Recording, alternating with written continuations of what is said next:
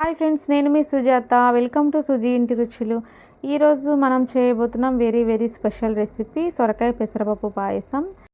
Summer special recipe, summer special పాయసాన్ని మీ ఇంట్లో ఈజీగా చేసేసుకోండి. ముందుగా దానికోసం సొరకాయ ముక్కని తీసేసుకుని పైన తొక్క మొత్తం తీసేసుకుని ఇలా పైన గ్రీన్ పార్ట్ ఉంటుంది కదా, దాని వరకే మనం తురిమేసుకుందాము. లోపల మధ్యలో ఉన్న గింజలు ఉంటాయి కదా, తెల్లగా ఉండే పార్టు, అది మాత్రం పడేసేసేయాలన్నమాట. అది తురుముకూడదు.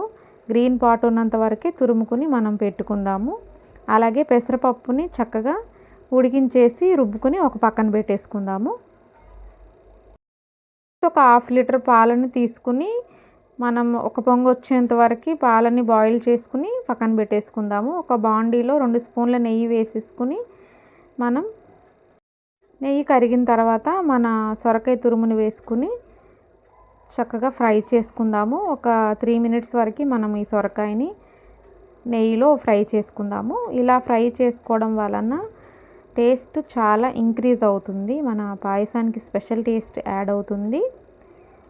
ఆ పచ్చి వాసన పోయేంత వరకు ఈ సొరకాయ తురుముని మనం ఫ్రై చేసుకుని ఒక పక్కన పెట్టేసుకుందాం. ఇప్పుడు వచ్చి మనం సగ్గుబియ్యం ఒక 1/2 కప్పు వరకు తీసుకున్న ఆ సగ్గుబియ్యంని మనం వాటర్ వేసేసుకుని ఉడికించుకుందాము.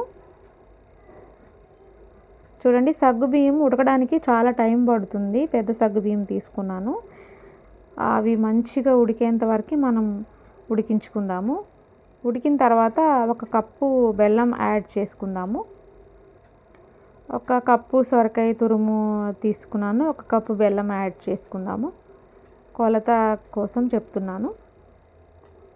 ఇంకా స్వీట్ ఎక్కువ తినే వాళ్ళైతే 1.5 కప్పు యాడ్ చేసుకోండి.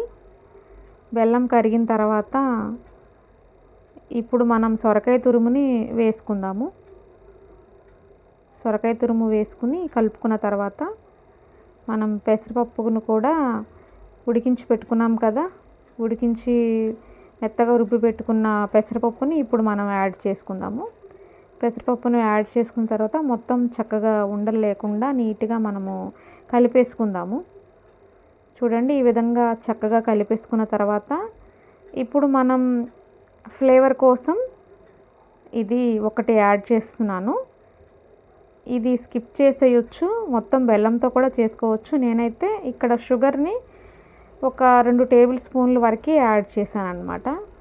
ఈ ఫ్లేవర్ కోసమే యాడ్ చేశాను. అలాగే 1 స్పూన్ ఇలాచీ పౌడర్ యాడ్ చేసుకుందాము. యాడ్ చేసుకుంటే మన పాయసం ఇంకా రెడీ అయిపోయినట్టే. మనం ముందుగానే బాయిల్ చేసి పెట్టుకున్న మిల్క్ని యాడ్ చేసుకుందాము.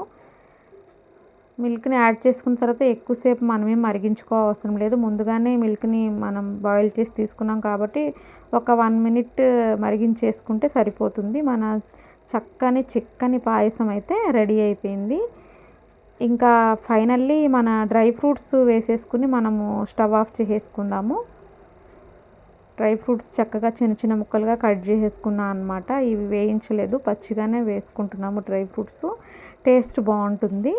ఫైనల్లీ మన పెసరపప్పు సొరకాయ పాయసము లేదా సొరకాయ పెసరపప్పు పాయసము సమ్మర్ స్పెషల్ పాయసం అయితే రెడీ అయిపోయింది. ఈ సమ్మర్లో బాడీని కూల్ చేసే పాయసాన్ని నేను మీకు చూపించాను. మీరు కూడా మీ ఇంట్లో తప్పకుండా ఈ రెసిపీని ట్రై చేయండి. ఈ వేడికి అయితే తట్టుకోలేకపోతున్నాం కదా, ఇంకా చాలా హీట్గా ఉంటుంది బయట చూస్తే.